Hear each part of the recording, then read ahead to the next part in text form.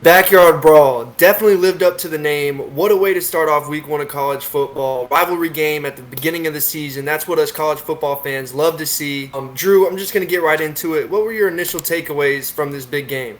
Yeah, so we had a lot of fun watching this game. I mean, this game had pretty much everything you could ask for in a rivalry game. I'm so glad these two teams have played again.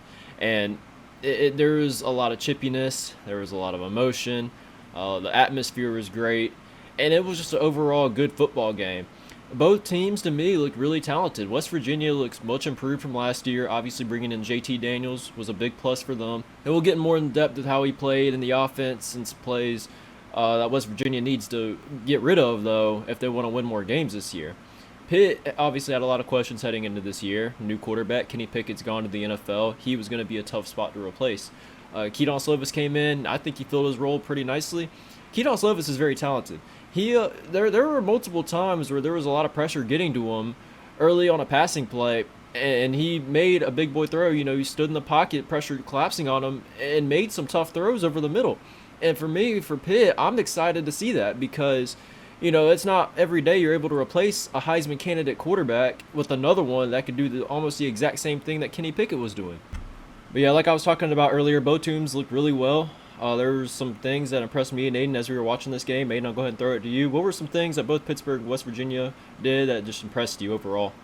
I think the number one thing that I took away from both teams was their running back and their running games was solid on both sides. West Virginia got two running backs, one of them being a freshman, number 12. I can't remember his name, but he could very easily be playing on Sundays. That man had an amazing game.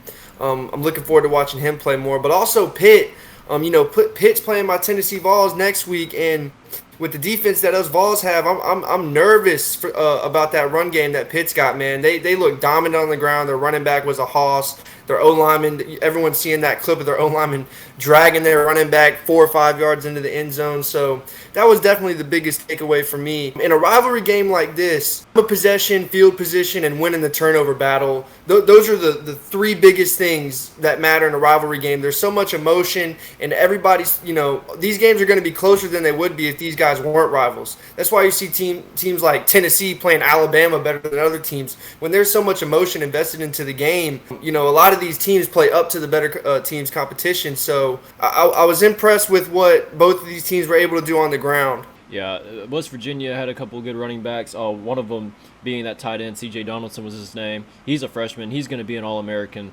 Maybe not this year, but in seasons to come. Troy Mathis, he ran the ball hard. And then, Pitt's side, Rodney Hampton. I mean, that dude ran like he had nothing to lose. That dude ran full speed, in between tackles, in between the guards, to the outside, running over people, running over his teammates. I mean, the dude just wanted to win the game. And again, I was talking about earlier, Pitt fans, what they should be excited about. The offense in general to me just looked complete almost. I just don't think their offense is going to be much of a weakness. Pitt's offensive line is very underrated, and I've never really thought about Pitt's offensive line until I watched this game. They looked really, really good. And, you mentioned they play Tennessee next week. I think Tennessee does have the right to be worried, especially, later in the game. Tennessee's known to be very competitive for the first half, no matter who they play. But the second half is when they kind of fall apart, and you see a lot of teams start running, the ball up the middle for 7-8 yards because their defense is tired because their offense is scoring so quick. So that's definitely going to draw some concern for, Tennessee fans, and we'll get into that when we do the preview and prediction next week. I want to talk a little bit about the quarterback play, too, some more. JT Daniels, I'm just going to go ahead and say it, and you Georgia fans, go ahead and go in the comment section all you want. Tell me how much of an idiot I am and how I just don't know anything about college football and how Stetson Bennett won the national title for UGA. JT Daniels is a better quarterback. He played really well in this game. Did he play perfect and didn't make some bad throws? He didn't play perfect, and he did make some bad throws, yes.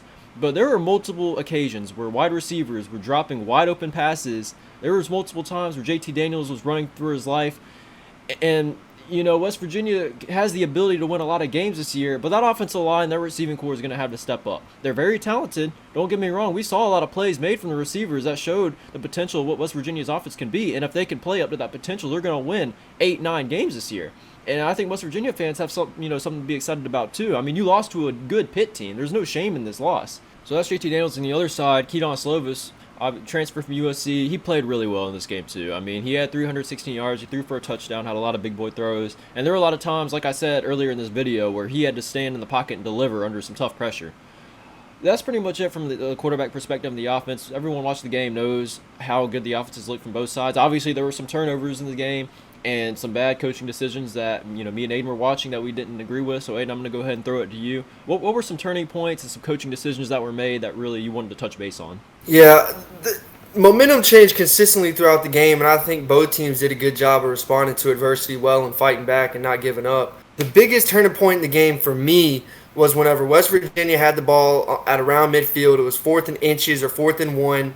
And at first we thought they were going to go for it, but then they decided to bring the punt team out, play the field position battle. But at that point in the game, late in the fourth quarter, they were up 7, correct? Yeah, you're up 7. Like, you got the dagger on your opponent's heart. Like, you gotta finish them. You can't give them a chance and put the ball in their court and give them a chance to make a play to put themselves back in the game.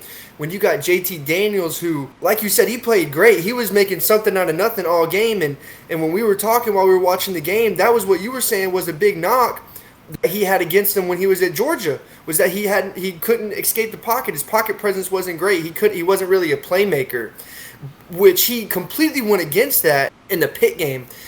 He made a lot of plays, a lot of plays he had to scramble and, backyard type football. And he wasn't getting bailed out by his receivers either. A couple drops I saw from his receivers. They played a great game up until, the very end where that receiver, the ball went right off his hands, which led to the pick 6. But anyways, getting back to that one specific play on 4th and 1, you have to take advantage of the chance to get your opponent out of the game and take him out of the game. You can't give him a chance to fight back. You know what I'm saying? Yeah, West Virginia, Pitt was just the better team in this game. When you play better competition and you have the chance to put the game away early, you have to take that chance. Under no circumstance can you rely on your underhanded team to make the plays for the entire game. That's just not how college football works. When you play really good football teams can perform under pressure. They can perform when they're down 7 points and go down the field and score. Pitt is an experienced team. Yeah, they have a new quarterback, but Kedon Slovis has had plenty of college experience. He's been in situations where he's been down 7 points and has to lead a game-tying drive down the field. And West Virginia's defense, they didn't play great, but, at the end of the day, I just think in the situation of the game where, it was about 7 minutes left, say they went for it and didn't get it, and say Pitt does go down and score.